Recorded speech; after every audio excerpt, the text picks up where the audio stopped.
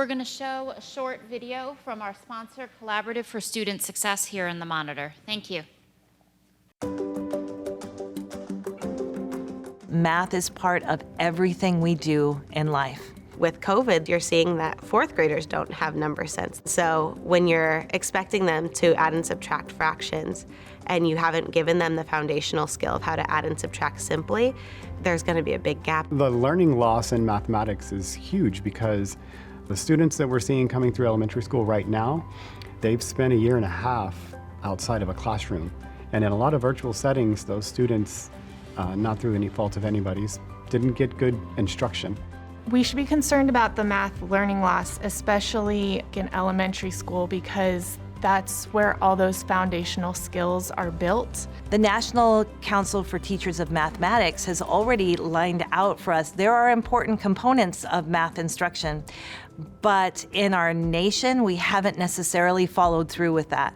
I was looking for a resource that aligned to the research that we know about good math instruction, and a resource that was going to be able to help support teachers along their learning journey as they help their students. So when Zearn came out, even for me, it was this big understanding, this big picture of, oh, this is why this works. So having those tools for our kids, that is able to build a relationship with math and having that confidence now, because now they understand why. It's not just memorization. I've been using Zearn and it has completely changed the way that I teach. Zearn was identified by the state as being a positive program that would allow us to move forward. And I went into this thinking, this isn't gonna work. It was just a very different way of teaching. But when I started learning about high quality instructional material and how it tells a story and how each year it gets deeper and deeper, I started seeing how implementing this curriculum truly benefited my students. Zearn is a great resource because it aligns with our curriculum, and if they're struggling with a grade level concept, what you can do is assign foundational lessons to help support them. It gives you real-time feedback on what they're struggling with. This program is more effective with the students because it helps them to reach their individualized goals. So if they're not getting something with the whole class, then the teacher can go back and individualize the program for them. Since we've started using Zearn, the math vocabulary has increased. So now you give these kids the confidence like, I can do math. So now they're having a love for math that most students don't have when they're walking away from just paper and pencil work.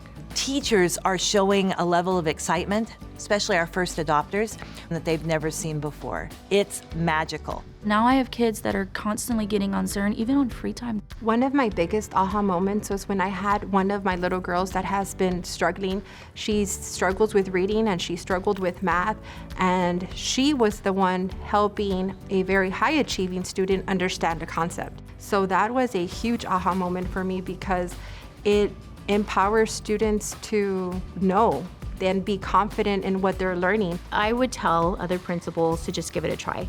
Try it for a good full 9 weeks.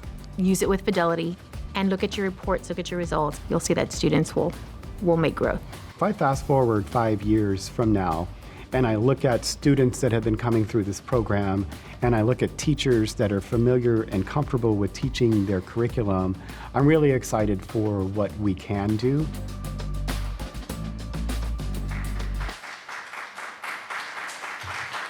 And now it's time for our sponsor segment. Please welcome Joel Rose, CEO of New Classrooms, a nonprofit organization that leverages classroom design, teacher talent, and technology to enable personalized learning. He is going to give us a presentation. Thank you.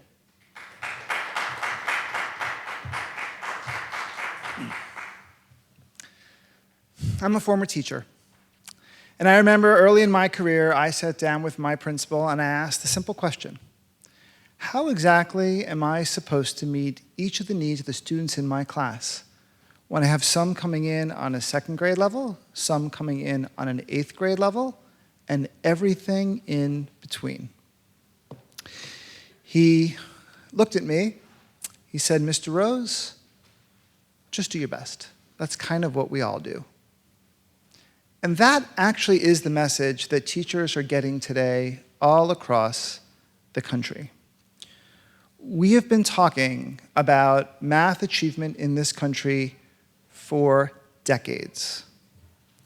And usually the conversations end with a set of recommendations that boil down to raise the standards, improve the curriculum, train the teachers, recruit teachers, and instill curriculum. They're coherent, they are clear, and they don't solve the problem. Why? What are we missing? Why is it that from 2005, 4 years after NCLB, 23% of 12th graders were proficient in math, and 10 years later, 25% were proficient? If we just wanted 2 out of 3 kids to be proficient, that would take us 200 years. What are we missing? To answer that question, I'm going to use a word. The word is skill. But I want to assure my friends in the math community that when I say the word skill, I mean the procedural, the conceptual, and the applied ways of different mathematical concepts. We want kids to love math, to think like mathematicians, to appreciate its relevancy and its beauty, and we want them to learn real math skills that they're going to need in life. Here are some examples of skills that are taught in schools all across the country. From the time a student gets past basic numeracy to the time they're through algebra, there are roughly 300 of these skills. And they're organized in the same way they were organized when we were kids, around grade levels. The way this chart works is if you're in the 4th grade, there are 42 math skills that you need to learn to be proficient by the end of the year, but there are 22 predecessor skills you should have brought with you from before the 4th grade. So cumulatively, there are 64. When you get to the 5th grade, there are 40 new skills. Those built on top of not the entire 4th grade curriculum, but 30 out of the 42 4th grade skills and 19 pre-4th. Cumulatively, it's 89. And this is how math cascades over time. Policies over the last several decades have focused on the top box, making sure all kids have access to grade-level curriculum, because kids can't learn what they haven't been taught, and if we want kids to catch up, they need to have access to that material. But access doesn't lead to social mobility. Mastery leads to social mobility. And while all policies are focused on the top box, students are coming in with gaps up and down the column, making it harder for them to learn, to master that grade-level material. Now, some may say, well, what's the harm? Teach them the grade level, and maybe some of it will actually stick. But there is a harm, and the harm has to do with pace. In a typical school year, a student is supposed to learn 40 or 50 new skills over the course of the year. And if we assume a school year is 30 weeks, that comes out to, on average, a skill and a half a week. That's what the pace is supposed to be. But that almost never happens, because students don't have the predecessor knowledge. There may be issues with teacher quality, material, students' well-being. There isn't great data on how many skills kids do learn per week, but it's undoubtedly less than 1.5. The educators we talk to think it's somewhere in the 0.5 to 1 range. Now, what's the pace required for students to catch up? It's actually a very basic math problem. We look at the total skills of the grade level they're in, subtract what they already know, that tells us how many skills they have to learn, divided by the number of weeks, and that gets us our pace. So if we have a 6th grade student, and there are 119 skills in the column, if the student knows 29, that leaves 90. And if we've got 30 weeks, that's a pace of 3 skills per week. It's just the math of how this all works. What that means, though, is that the pace required for many students to catch up far exceeds what can happen when only focusing on the top box. The left side are the grade levels. Across the top are the percent of the column that students know. In the middle, you see the required pace. In the schools we work with, students are coming in knowing 30% of the column, which means they need to learn between 1.5 and 3.4 skills per week for 30 weeks in order to catch back up.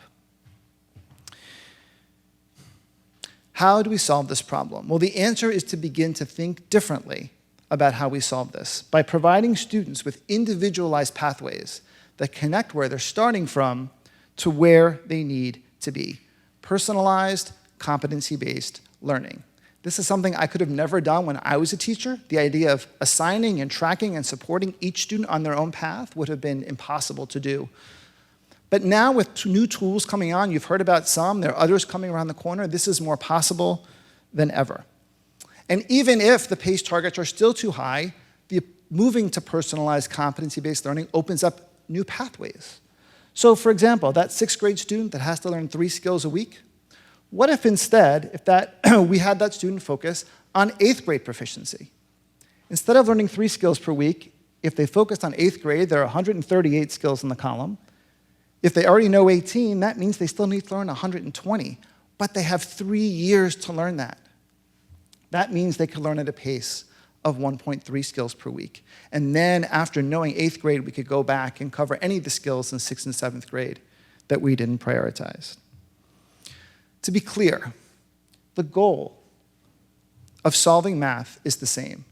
Every student needs to have the skills to succeed in college or a career, to master those skills. But to get there requires that we confront what history has been telling us for decades, that math is sequential based on skills and grade levels are sequential based on age. Those realities are in conflict, no matter how high the expectations, how skilled the teacher, or how well-written the curriculum is. Some states are starting to move in this direction. California just adopted a new math framework that moves from grade levels to grade spans. And North Dakota and Montana have recently launched math innovation zones for schools that want to explore personalized competency-based learning. But to be clear, most state policy and most federal policy is oriented around top-box instruction. Solving math requires that we reframe a question.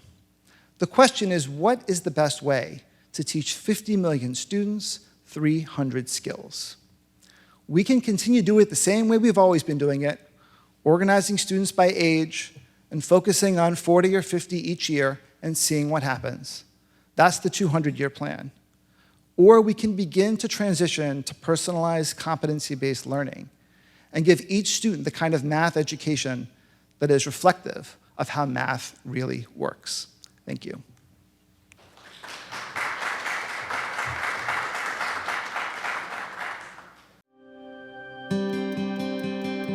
We have a cultural predicament with how we approach math in the US. There is this acceptable norm where people intellectually self-select and divide themselves along lines of good at math or bad at math, or I'm a math person or I'm not a math person. That process starts early in education, and if it sticks during high school, people are likely to define themselves that way for the rest of their lives. And that can have a huge impact on their career choices, on their wage potential, and on their upward mobility. We lie to ourselves about how important math is for success. For example, 1 in 5 children graduate from high school when they don't succeed in algebra. So algebra success is the most determinant factor we know in K-12 of completing K-12, getting into college, and completing college. And success in math determines $1 million more in lifetime earnings. A greater understanding of math can essentially mean a better understanding of the world. The data, the statistics, the trends that illuminate and drive the most compelling topics and fields of study are driven by math, which is why it's so important for every kid to have access to an engaging, a relevant, and exciting math experience both inside and outside the classroom. The CERN is a nonprofit math learning platform, and we serve 1 in 4 elementary school kids in the country and more than 1 million middle school kids. And we believe all kids can be math kids, and we have to do the work as adults to make that true. Changing a student's experience with math is about more than good textbooks. It's about providing teachers and students with materials and instructional approaches that engage them in understanding how math appears in our world every day. High-quality supports like CERN are helping thousands of teachers and students by making math more engaging. So a lot of times how we teach math, it's a lot of tricks that are disconnected that you need to memorize. A lot of rules, and you don't know why those rules work. And what they do in countries that succeed in mathematics is they really focus on math making sense. Kids trust math. The technical name for the approach we use is called concrete to pictorial to abstract. And what that means is whenever we bring an idea forward in math, we don't start with symbols and gobbledygook and a lot of terms that no one understands, we'll start with actual concrete or pictorial objects. The intent isn't that you drop a kid on this platform and you never intervene again. There is an interaction with an adult. Adults get alerts as students are moving through the platform, indicating areas they need additional support. The tone is shifting across states, across districts, and across schools where they're embracing a very much renewed focus on improving math achievement.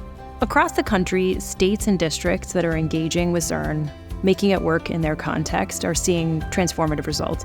DCPS, Tennessee, Texas, Nebraska, and most recently, 2 really exciting examples are Colorado and Ohio, where both governors have gotten engaged. Our impact on students who are Black, Latino, multilingual learners, other at-risk populations, students with IEPs, we have really strong results because what we're focused on is that all kids can succeed in mathematics. The downsides of failing to address the problem of math education in the U.S. are severe. We need strong math skills for careers in the military, in science and medicine, and for careers outside those areas where you wouldn't probably think that math would be focused. That's how we're going to make sure all citizens can grow and succeed.